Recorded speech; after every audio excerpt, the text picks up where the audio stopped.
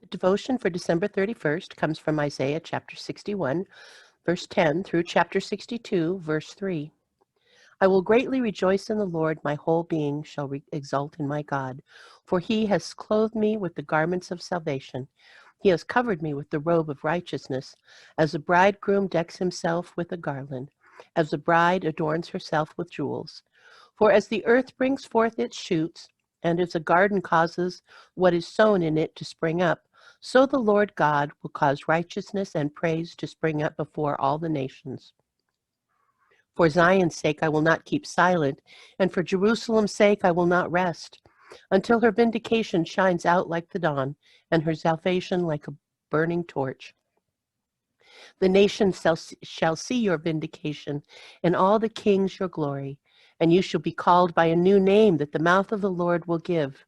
You shall be a crown of beauty in the hand of the Lord, and a royal diadem in the hand of your God.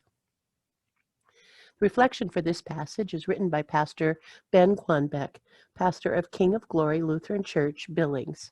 He writes, as the year 2020 spins to a close, I share in Isaiah's announcement, I will rejoice greatly in the Lord. I see this hope-filled rejoicing as a now and not yet adventure. I rejoice now because God has given me people to love, and even some who choose to love me.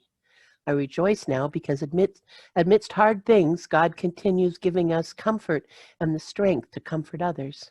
Indeed, God is at work now as a new future dawns each day, and God finds a way to enact love, mercy, generosity, forgiveness, and justice.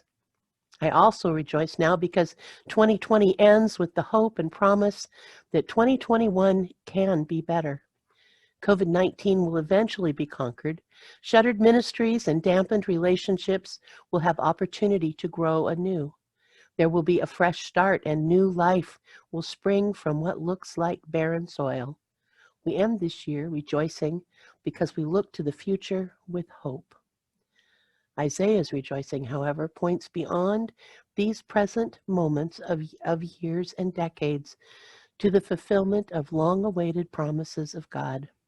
Like Isaiah, we are clothed in the garments of salvation and righteousness through baptism. We too live by the promise that God's future has a direction in which God will cause righteousness and praise to spring up among all the nations. 2021 will come and go with rejoicing and sorrow, gladness and grief, but on the horizon, the salvation of our God beckons.